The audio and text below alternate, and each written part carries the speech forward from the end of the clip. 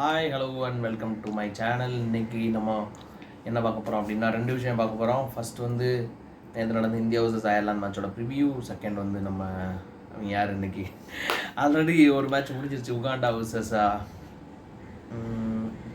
PNG. ஆமாம், இங்கே முடிஞ்சிருச்சு, அது வின் ஆயிடுச்சு. அதனால் அதை பற்றி பெருசாக எனக்கு அந்த மேட்ச் ஒன்றும் இல்லை. யூஎஸ்ஏ வர்சஸ் பாகிஸ்தான் மேட்ச், அதை பற்றி தான் இன்றைக்கி வீடியோவில் பார்க்க போகிறோம். Okay, first India versus Ireland match. நேற்று நம்ம பிளேயிங் 11 ஒன்று சொல்லியிருந்தோம். அதில் பிளேயிங் 11 நிறைய சேஞ்சஸ் இருந்துச்சு. குல்தீப் யாதவ் இல்லை, சஹல் இல்லை, தென் தூபை நான் விட்டுட்டேன். அது வந்து நான் மறந்துட்டேன். தூபை நான் விட்டேன், சாம்சங் பதிலாக தூபை ஆனார். ஸோ அது வந்து என்னோட சைட்லேருந்து ஒரு மிஸ்ஸு. மற்றபடி சிராஜ் வந்திருந்தார். சிராஜ் நல்லா போட்டார், நல்ல ஒரு பேஸ் பவுன்ஸ்லாம் இருந்துச்சு பிச்சில். ஸோ இதெல்லாம் தான் ஒரு சேஞ்சஸ் இருந்துச்சு. சரி, ரெண்டு டீமும் என்ன நல்லா பண்ணாங்க இந்த மேட்ச்சில் அப்படின்னா, இந்தியா வந்து எல்லாமே சூப்பராக பண்ணாங்க. இந்தியா வந்து ஏன்னா நம்ம ஃபஸ்ட்டே தெரியும் கண்டிப்பாக இந்தியா தான் ஜெயிக்கும். அயர்லாந்து வந்து அவங்க ஒரு அந்தளவுக்கு ஒரு பெரிய இன்னும் ஒரு அவங்க இம்பேக்ட்ஃபுல்லாக ஒரு கேம் வந்து இந்த 2011 வேர்ல்ட் கப்புக்கு அப்புறம் அவங்க பெருசாக எதுவும் பெர்ஃபார்ம் பண்ணல. ஸோ இந்தியா தான் ஜெயிக்கணும்னு கண்டிப்பாக தெரியும். இந்தியா எல்லா சைட்லேயுமே சூப்பராக பண்ணாங்க. பவுலிங் முக்கியமாக நல்லா போட்டாங்க. ஆனால் அது எனக்கு தெரிஞ்சு பவுலிங் வந்து யூஎஸ்ஏல இருக்கிற பிச்சஸ் எல்லாமே ஒரு பவுன்சஸ்லாம் ரொம்ப ஒரு இன்கன்சிஸ்டன்ட் பவுன்ஸாக இருக்குது, அன்இவன் பவுன்ஸ் இருக்குது. திடீர்னு மேலே போகுது, திடீர்னு கீழே வருது. ரோஹித் சர்மா கூட பல்லாரணும்னு இங்கே தோல்பட்டையில் ஒன்று வாங்கினாரு. ஸோ அந்த மாதிரி ஒரு இது இருக்குது. பட் இருந்தாலும் இந்தியன் பவுலர்ஸ்லாம் சூப்பராக போட்டாங்க. ஹர்திக் பாண்டியாவோட பயங்கரமான கம்பேக்கு. ஹர்திக் பாண்டியாவை இவங்கெல்லாம் விட்டு ரொம்ப கலாய்ச்சி எல்லாரும் ஹர்திக் பாண்டியானா என்ன ஒன்றும் பண்ண முடியாது, ஹர்திக் பாண்டியா ஜோக்கரு அப்படி இப்படின்னு நிறையா ஐபிஎல் அப்போ கலாய்ச்சாங்க. பட் இந்தியன் டீமுக்கு வந்ததுக்கப்புறம் ஆளே வேறு மாதிரி ஆகிட்டாப்ல. ஆல்ரெடி ஒரு ஹாட்ரிக் 6 அடிச்சிருந்தார் வார்ம் அப் மேட்ச்சில். இன்றைக்கி ஒரு 4 overs 27 for 3. ஆமாம், 4 over 27 or 35 for 3ன்னு நினைக்கிறேன். அந்த மாதிரி ஒரு 3 wickets, ஒரு நல்ல சூப்பரான ஸ்பெல்லு. பும்ராக்காக இதில் ஃபஸ்ட் ஒரு மெய்டன் போட்டார், அடுத்து 2 ஓவருக்கு 6 ரன் கொடுத்தார். ஸோ பும்ராக்கு தான் மேன் ஆஃப் த மேட்ச் கொடுத்தாங்க ஆக்சுவலாக. 3 overs 6 runs 2 wickets. ஸோ எல்லாமே பவுலிங் வந்து ஓவராலாக ஒரு நல்ல பெர்ஃபார்மன்ஸ். இன்னும் என்ன இந்தியா பெட்டராக பண்ணியிருக்கலாம் அப்படின்னா, எனக்கு தெரிஞ்சு பெருசாக பால் மாட்டல, அதுதான் உண்மை. இந்தியா பேட்டிங் ஆடுறப்போ பெருசாக பால் மாட்டல. அது என்ன, அது பிச்சோட கண்டிஷன்ஸா இல்லை என்ன எதுன்னு தெரில. நிறையா பண்ட்டு கூட நிறையா தூக்கி தூக்கி தூக்கி தூக்கி தூக்கி அடிச்சு அங்கிட்டு கடாசை பார்த்தாரு. பட் ஒன்றும் செட் ஆகலை அவங்களுக்கு. இருந்தாலும் இந்த பிச்சில் தான் பாகிஸ்தான் கூட அடுத்த மேட்ச் வருது. அதில் எப்படி சமாளிக்க போகிறாங்க? இங்கே நார்மலான ஒரு இந்த அது ஐயோ டீம் மறந்து வச்சேன், அயர்லாந்து பவுலர்ஸ் கூட தான் விளாட்றாங்க. அதுலேயே கொஞ்சம் ரொம்ப இன்கன்சிஸ்டன்ட் பவுன்ஸ் அதெல்லாம் இருக்கிறப்ப ஷஹீன் அஃப்ரிடி, ஹரிஸ் ராஃபு, நசீம் ஷா, முகமது அமீர் இவங்கெல்லாம் ரொம்ப டெஸ்ட் பண்ணுவாங்க அன்னைக்கு. ஸோ அதை எப்படி சமாளிக்க போகிறாங்க அப்படின்னு சொல்லி தெரில. பட் பார்க்கலாம், நம்மக்கிட்ட ஒரு நல்ல பேசர்ஸ் இருக்காங்க. ஸோ எப்படி போகுதுன்னு மேட்ச் பார்க்கலாம். ஓகே, வேறு அயர்லாந்து சைடில் என்ன நல்லா பண்ணாங்க அப்படின்னா, அயர்லாந்து சைடில் கடைசி ஒரு 65 ரன்னுக்கு 55க்கும் எனக்கும் ஒரு 8 விக்கெட் வந்துருச்சு. அதுக்கப்புறம் அவங்க 96க்கு எடுத்துகிட்டு வந்தது தான் ஒரு நல்ல விஷயம் சொல்ல. அப்புறம் வேறு மார்க்கடையர் நல்லா போட்டார், கொஞ்சம் 4 overs 27 for 1. ஃபஸ்ட்டே கோலியோட விக்கெட் எடுத்தார். ஸோ அவர் கொஞ்சம் ஓகேவாக போட்டார். மற்றபடி பெருசாக ஒன்றும் அவங்க கொஞ்சம் 12 over வரையும் அவங்க எடுத்துகிட்டு வந்தது ஒரு பெரிய விஷயம் தான் நினைக்கிறேன். 12-13 over வரையா அது பிச்சும் அவங்களுக்கு அசிஸ்ட் பண்ணிச்சு. அவங்க இன்னும் கூட பின்னாடி எடுத்து போயிருக்கலாம். எல்லாம் என்ன நல்லா பண்ணலன்னா, பேட்டிங் சுத்தமாக சரியில்லை.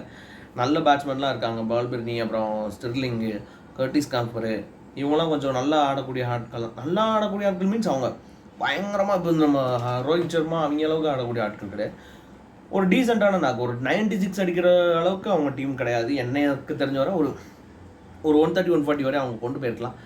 ஸோ அதெல்லாம் தான் அவங்க இன்னும் நல்லா பண்ணணும் கண்டிப்பாக.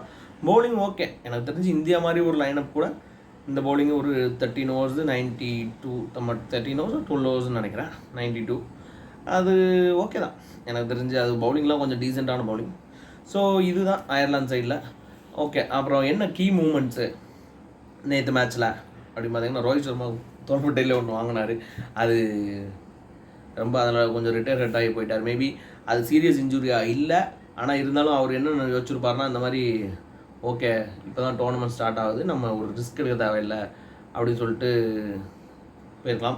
ரோஹித் சர்மாவோட இன்னிங்ஸும் இன்றைக்கி ஒரு சூப்பரான இன்னிங்ஸ், 37 for 52. அதே மாதிரி பண்ணிட்டு பண்டோட கடைசி ஒரு இந்த ஆண்டர்சன் போட்டெலாம் ரிவர்ஸ் ஸ்வீப் அடித்த மாதிரி இன்றைக்கி அப்படி ஒரு ரிவர்ஸ் அடித்து தான் முடித்தார், ரிவர்ஸ் ஸ்கூப் அடிச்சு.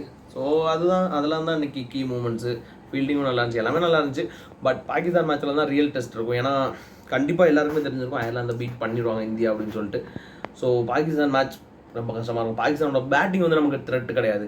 அவங்க பேட்டிங் ஒன்றும் ஐயோ இவங்களா அப்படிங்கிற பார்த்து பயப்படுற பேட்டிங் கிடையாது.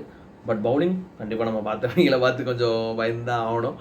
ஸோ பார்க்கலாம். ஏன்னா லெஃப்ட் ஹேண்டர்ஸ்க்கு எதிராக கோலிக்கும் சரி நம்ம ரோஹித்துக்கும் சரி ஒரு வீக்னஸ் இருக்குது. அந்த லெஃப்ட் ஹேண்டர் கொஞ்சம் ஸ்விங்லாம் ஆச்சுன்னா கொஞ்சம் கஷ்டப்படுவாங்க. பட் அது இன்றைக்கி எப்படி அடுத்த சண்டே எப்படி ஓவர்டேக் பண்ணுறாங்கன்னு நம்ம ஓவர் கம் பண்ணுறாங்கன்னு பார்ப்போம். ஓகே, நெக்ஸ்ட் இன்றைக்கி இன்றைக்கி மேட்சஸ் வேறு என்னென்ன matches. Australia versus Oman already தோக்க போகிறாங்க, அது எல்லாருக்கும் தெரிஞ்சிருக்கும். ஆஸ்திரேலியா ஒரு டீசெண்டான டோட்டல் கொடுத்தாங்க. தென் உகாண்டா ஜெயிச்சிட்டாங்க. தென் நம்ம டிஸ்கஸ் பண்ண போகிறது இந்த மேட்ச் பார்த்தீங்கன்னா USA versus Pakistan.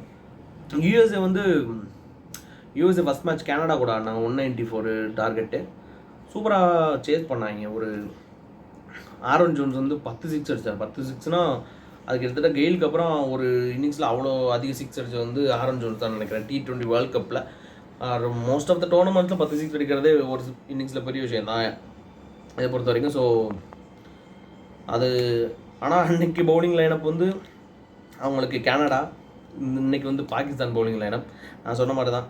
Haris rough கூட கொஞ்சம் ஃபார்ம் அவுட் தான். ஷஹீன் அஃப்ரிடி கேப்டன்சி விட்டு போனதுக்கப்புறம் கொஞ்சம் நல்லா சூப்பராக மறுபடியும் பேக் டு ஃபார்ம் மாதிரி வந்து தான் போட்டுக்கிட்டு இருக்காரு.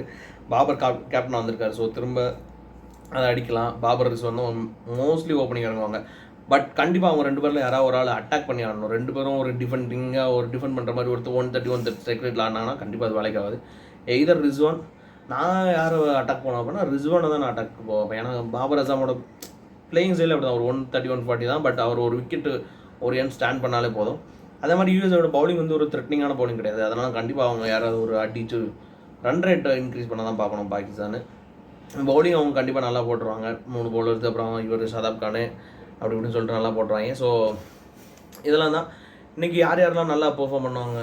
ஆனால் ஆரோன் ஜோன்ஸ் அன்னைக்கு மாதிரியே எனக்கு அடிப்பாரா, இல்லை அன்றைக்கி அடிச்ச ஒரு இல்லை கோரி ஆண்டர்சன் திடீர்னு ஒரு ஃபார்முக்கு மறுபடியும் வந்துட்டு கோரி ஆண்டர்சன் யூஎஸ்ஏக்கு பாடுறாரு, நியூசிலாந்தில் அந்த கோரி ஆண்டர்சன் பயங்கரமாக அடிப்பாரா அப்படின்னு நம்ம இன்றைக்கி வெயிட் பண்ணி தான் பார்க்கணும். எனக்கு தெரிஞ்சவரை பாகிஸ்தான் தான் வின் பண்ணுவாங்க. உங்களுக்கு வேறு டீம் பண்ணுவாங்க, யூஎஸ்ஏ வின் பண்ணணும்னு வச்சா கமெண்ட்டில் சொல்லுங்கள். ஸோ இதெல்லாம் தான் இன்றைக்கி யாரெல்லாம் பெர்ஃபார்ம் பண்ணுவோம் அப்படின்னா ஷாஹின் அஃப்ரிடி, பாபர் அசாம், தென் முகமது ஆமீர் ஸ்குவாடில் இருந்தால் பிளேயிங்கில் இருந்தால் முகமது ஆமீர். இந்த பக்கம் ஆரோன் ஜோன்ஸு, கவுஸ் போன மேட்ச் ஒரு 64 அடித்தார். பட் இந்த டைம் அவர் அடிப்பாருன்னு தெரில. ஆரோன் ஜோன்ஸ் ப்ளஸ் கோரி ஆண்டர்சன் இவங்களாம் தான் எனக்கு தெரிஞ்சு இன்றைக்கி ஒரு கீ பர்ஃபார்மன்ஸாக இருப்பாங்கன்னு நினைக்கிறேன். ஏன்னா யூஎஸ்ஏ டீம் நமக்கு நிறைய பிளேயர்ஸ் எல்லாம் புது பிளேயர்ஸ், ஹர்மித் சிங்கு அவங்களாம் ஓகே, நம்ம போக தான் டோர்னமெண்ட் ப்ரோக்ரஸ் ஆக தான் தெரியும். ஸோ இதெல்லாம் தான். இதே மாதிரி வீடியோஸ் உங்களுக்கு ரெகுலராக பார்க்க பிடிச்சிருந்துச்சுன்னா இன்னும் கொஞ்சம் சப்ஸ்கிரைப் பண்ணிக்கோங்க. உங்களுக்கு வேறு எதனா ஒப்பீனியன்ஸ் இருந்துச்சு இன்னும் பெட்டராக பண்ணணும் அப்படின்னு சொன்னால் கமெண்ட்டில் சொல்லுங்கள். அப்புறம் இந்த வீடியோ உங்கள் ஃப்ரெண்ட்ஸ்க்கெலாம் கொஞ்சம் ஷேர் பண்ணி விடுங்க. தேங்க்யூ.